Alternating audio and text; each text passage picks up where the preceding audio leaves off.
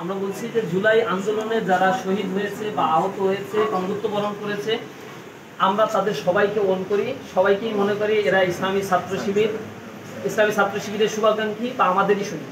1971 সালে মুক্তিযুদ্ধে যারা নিহত হয়েছিল, শহীদ হয়েছিল, এই যে হাজার হাজার লক্ষ লক্ষ যে জীবন দিয়েছিল মানুষগুলো, এদেরকে কোনো দল তো আইডেন্টিফাই করে বলে না যে এরা আমাদের মুক্তিযোদ্ধা, এরা তাদের মুক্তিযোদ্ধা, এরা এদের মুক্তিযুদ্ধ। তো 71 সালের মুক্তিযোদ্ধাকে যদি আইডেন্টিফাই করে আলাদা আলাদা দল ভাগ বাটোয়ারা না করে থাকে, জুলাইয়ের আন্দোলনকেও তো আমরা দ্বিতীয় মুক্তিযুদ্ধ বলছি। সুতরাং এই মুক্তিযুদ্ধের শহীদদেরকে কেন সেগ্রিগেট করা হচ্ছে?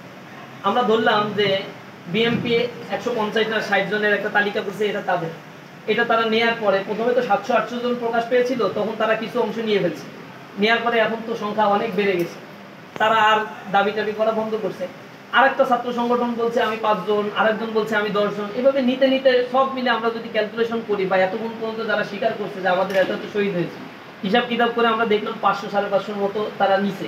তো এরপরে যে এরকম 1000 বা 900 থেকে যায়, এরা কাদের ভাগে যাবে?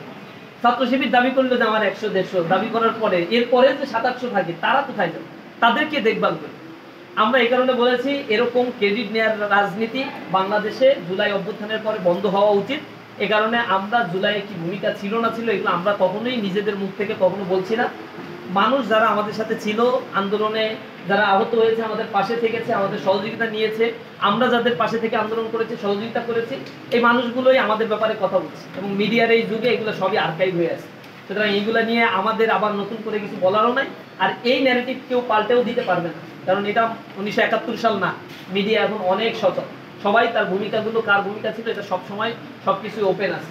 আর আমরা আমাদের পক্ষ থেকে যখনই ঈদের সময়, এই বছর আপনারা দেখেছেন রোজার ঈদে আমরা ঈদুল ফিতরে সকল শহীদ পরিবারে আমরা ঈদ পালন করেছি। আমাদের নির্দেশনা ছিল আমাদের ঈদের প্রথম দিন থেকে শুরু করে একেবারে 4-5 দিন পর্যন্ত বাংলাদেশের সকল পরিবারগুলো যারা শাহাদাত বরণ করেছে তাদের পরিবারে আমরা গিয়েছি, আহতদের সাথে আমরা সাক্ষাৎ করেছি। ঈদ আমাদের পরিবারের সাথে আমরা না করে এই পরিবারগুলোর সাথে আমরা করার চেষ্টা করেছি। আমরা সবাইকে ওন করছি, আমরা পার্টিকুলার কোনো ব্যক্তিকে ওন করছি। ইসলামী ছাত্র শিবিরের অনেক দায়িত্বশীল শাহাদাত বরণ করেছে। আপনারা জানেন রাজশাহী মহানগরীর আমাদের সাংগঠনিক সম্পাদক আলী রায়হান ভাই শাহাদাত বরণ করেছে। কোথাও আলী রায়হান ভাই নাম না দিলে আমরা উচ্চবাচ্য করি না যে এখানে নাম দেওয়া হইল না কেন, বইয়ে নাম বাদ গেল কেন। এইসব নোংরা পলিটিক্স আসলে মনে হয় করাটা ঠিক না।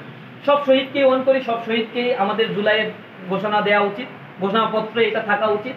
আমরা মনে করছি জুলাইয়ের আন্দোলনকে ম্লান করে দেওয়ার জন্য যে শক্তিগুলো কাজ করছে তাদের প্রতি আমাদের সবসময় নিন্দা জ্ঞাপন করছি এবং জুলাইয়ের সামগ্রিক বিষয়গুলোকে আমরা ওন করার চেষ্টা করছি। পার্টিকুলার কোনো বিষয় নিয়ে ক্রেডিটের রাজনীতি আমরা করতে আশা করি মানুষ পছন্দ করে না এবং এই বিষয়গুলোতে আমরা ইউজ টু হতে পছন্দ করছি।